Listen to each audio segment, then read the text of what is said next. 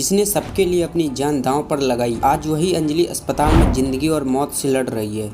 अमन अब इस दुनिया में नहीं और मासूम बच्ची की जान पर बना है सबसे बड़ा खतरा। लेकिन जब राघव ने कह दिया अब न अंजलि न उसकी बेटी इस घर में आएगी, तब टूटी एक माँ की आखिरी उम्मीद। क्या कोई बचा पाएगा उस नन्ही सी जान को, या फिर वो भी बस एक हादसे का शिकार बन जाएगी। आज के सबसे दुखद एपिसोड की शुरुआत होती है। अंजलि घर के बाहर गार्डन में घूम रही होती है, तभी अचानक उस पर चाकू से अटैक होता है। लेकिन उस खूनी को चाकू मारने से रोक लेती है। उसका मास्क हटाने की कोशिश करती है, लेकिन वो कातिल निकल भागता है। दोस्तों, वो कोई और नहीं बल्कि युवराज का भेजा हुआ गुंडा था। उधर इतना शोर सुनकर घर के लोग बाहर आ जाते हैं और अंजलि उन्हें सब कुछ बताती है। सब चौंक जाते हैं। फिर अमन फैसला करता है कि अंजलि यहाँ सेफ नहीं है, इसे लेकर बाहर घूमने जाता हूँ। फिर अमन और अंजलि कार में सफर करते हुए दोनों एक दूसरे के साथ प्यारे और हंसी खुशी भरे पल बिता रहे होते हैं। तभी अचानक एक लॉरी उनकी कार से टकरा जाती है और एक भयंकर धमाका होता है। पास से गुजर रही एक और कार में बैठा युवराज यह सब देख रहा होता है। वह मुस्कुराता है और सोचता है कि उसने अमन और अंजलि को खत्म कर दिया।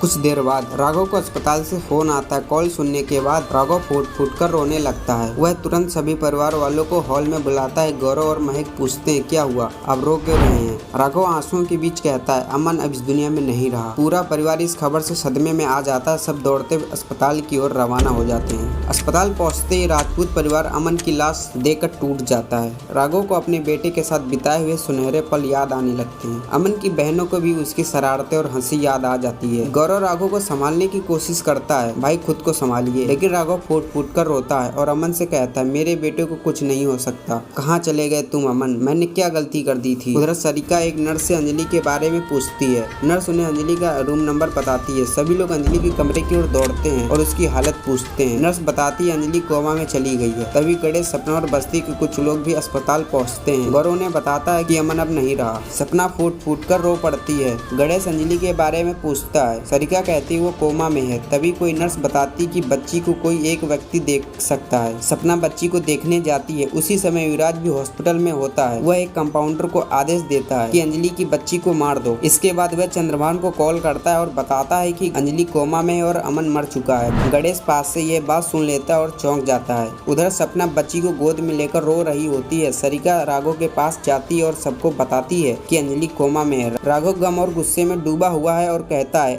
अंजलि अब सगुनी है, मैं अब उसका चेहरा भी नहीं देखना चाहता। गौरव पूछता है और बच्ची का क्या। राघव गुस्से में जवाब देता है ना अंजलि और ना ही उसकी बच्ची अब इस घर में आएगी। पूरा परिवार राघव की सख्त बातों से सन्न रह जाता है। एपिसोड समाप्त होता है। अब शुरू होगी अंजलि की बेटी की कहानी। आगे की कहानी देखिए अगले एपिसोड में। धन्यवाद।